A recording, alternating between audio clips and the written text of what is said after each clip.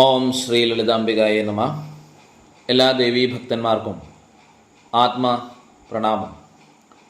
ലളിത സഹസ്രനാമ പഠനത്തിന് മുമ്പായി ലളിതാ സഹസ്രനാമത്തെക്കുറിച്ചുള്ള ഒരു ആമുഖ ക്ലാസ്സാണ് ഇന്നത്തേത്. നമ്മൾ ഏതൊരു കാര്യം പഠിക്കുന്നതിന് മുമ്പും അത് എവിടെ നിന്ന് ഉത്ഭവിച്ചു, അതെന്തിന് ഉത്ഭവിച്ചു, അത് നമ്മൾ ചൊല്ലുന്നത് കൊണ്ട് പഠിക്കുന്നത് കൊണ്ട് എന്താണ് നമുക്കുള്ള പ്രയോജനങ്ങൾ, ഗുണങ്ങൾ എന്നുള്ളത് നമ്മൾ മനസ്സിലാക്കേണ്ടതുണ്ട്.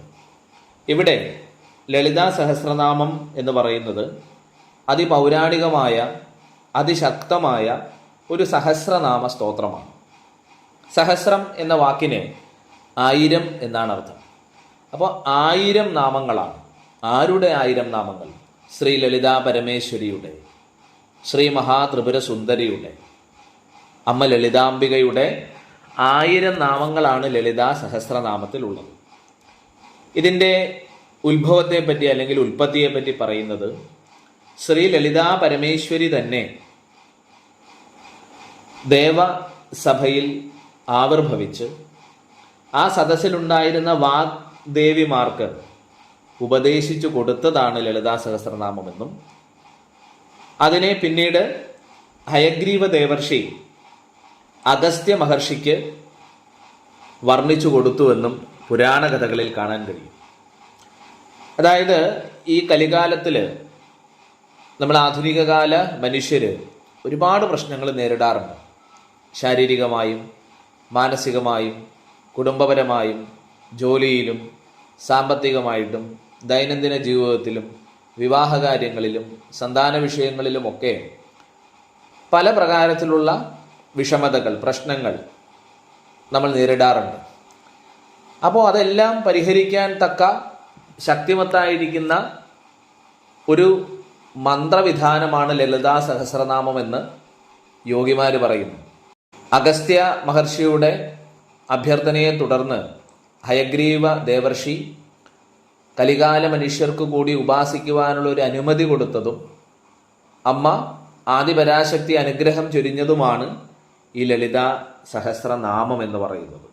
അത്രത്തോളം പവർഫുള്ളാണ് ഈ ഒരു നാമം, ലളിതാദേവിയുടെ നാമം. ഇത് വിവിധ തലങ്ങളിൽ ഇത് ഉപാസിക്കാറുണ്ട്.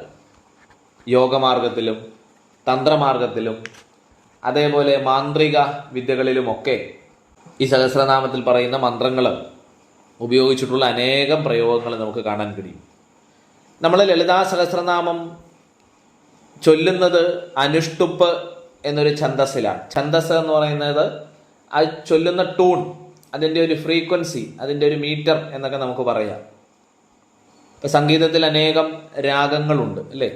മായ, മാളവഗൗളം, അങ്ങനെ വിവിധ, മലയമാരുതം, ഒരുപാട് വ്യത്യസ്തമായിട്ടുള്ള രാഗങ്ങളെ കാണാൻ കഴിയും. അപ്പം ഇവിടെ ലളിതാ സഹസ്രനാമം വിരചിക്കപ്പെട്ടിട്ടുള്ളത് അനുഷ്ടുപ്പ് എന്നൊരു ഛന്ദസ്സിലാണ്.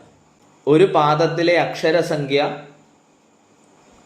1 ആണെങ്കിൽ ആ ഛന്ദസ്സിൻ്റെ പേര് ഉക്ത എന്നാണ്. 2 എങ്കിൽ അത്യുക്ത, 3 അക്ഷരം വരുന്നത് മധ്യ, 4 അക്ഷരമാണെങ്കിൽ പ്രതിഷ്ഠ, 5 അക്ഷരമായാൽ സുപ്രതിഷ്ഠ, 6 അക്ഷരങ്ങൾ ഒരു പാദത്തിൽ വരുന്നുണ്ടെങ്കിൽ അത് ഗായത്രി, 7 ആയിക്കഴിഞ്ഞാൽ ഉഷ്ണിക്ക്, 8 അക്ഷരം വരുന്നത് അനുഷ്ടുപ്പ് ആണ്. അപ്പം എന്താണ് അനുഷ്ടുപ്പ് എന്ന് പറഞ്ഞാൽ ഒരു പാദത്തിലെ അക്ഷരസംഖ്യ 8 എണ്ണം വന്നു കഴിഞ്ഞാൽ അത് അനുഷ്ടുപ്പ് എന്ന ഛന്ദസ്സായിട്ടാണ് അറിയപ്പെടുന്നത്. അങ്ങനെ 26 അക്ഷരങ്ങളുള്ള ഉത്കൃതി വരെയായി 26 ഛന്ദസ്സുകളെ പറ്റി പറയുന്നുണ്ട്. അപ്പം ഇവിടെ 8 അക്ഷരമുള്ള അനുഷ്ടുപ്പിൽ അതിലാണ് ഈ ലളിതാ സഹസ്രനാമം രചിക്കപ്പെട്ടിരിക്കുന്നത്. ആരാലാണിത് രചിക്കപ്പെട്ടിരിക്കുന്നത്? വശിന്യാദി വാഗ്ദേവതകളാണ് ഇത് എഴുതിയിട്ടുള്ളത്. ആരാണ് ഈ വശിന്യാദി വാഗ്ദേവതകൾ എന്ന് പറയുന്നത്? വശിനി, കാമേശ്വരി, മോദിനി, വിമല, അരുണ, ജൈനി, സർവേശ്വരി, കൗളിനി എന്നിവരാണ് വശിന്യാദി വാഗ്ദേവതകൾ എന്നറിയപ്പെടുന്നത്. ഇത് ശ്രീവിദ്യ ഉപാസനയിലെ ശ്രീചക്രത്തിലെ സപ്തമ ആവരണ ദേവതകളായിട്ടാണ് ഈ വാഗ്ദേവിമാരെ പറയുന്നത്. അതിനെ പറ്റി നമുക്ക് പിന്നീട് വളരെ വിശദമായി പഠിക്കാം. അപ്പോൾ ലളിതാദേവിയുടെ ആജ്ഞയനുസരിച്ച് വശിന്യാദി വാഗ്ദേവതകൾ രചിച്ച നാമം കൂടിയാണ് ഈ പറയുന്ന ലളിതാ സഹസ്രനാമം എന്ന് പറയുന്നത്.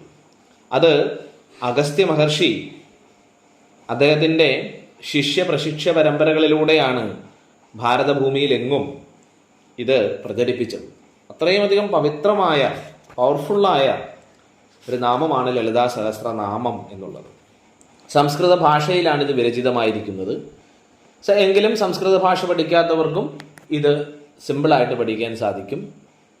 നമ്മളെ ഹിമാലയൻ സിദ്ധാശ്രമ യോഗ സാധക കേന്ദ്രത്തിൻ്റെ ക്ലാസ്സുകൾ അത്തരത്തിൽ ലളിതമായിട്ടാണ് നമ്മൾ എടുക്കുക. അതിന് സംസ്കൃതം പഠിക്കണമെന്നില്ല.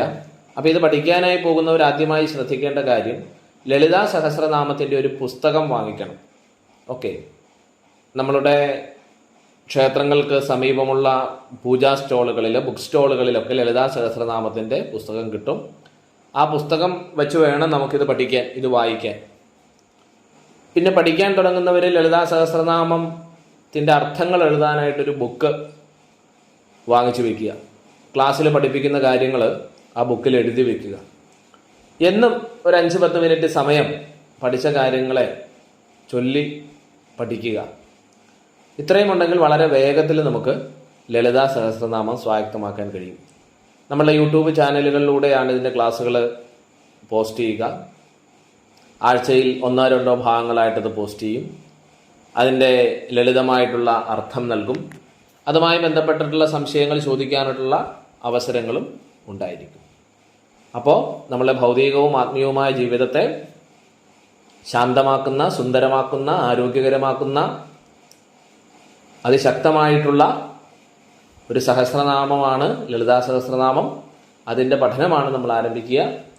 അപ്പോൾ അമ്മ ലളിതാ പരമേശ്വരി എല്ലാവരെയും അനുഗ്രഹിക്കട്ടെ എന്ന് പ്രാർത്ഥിച്ചുകൊണ്ട് നിർത്തുന്നു. നന്ദി, നമസ്കാരം.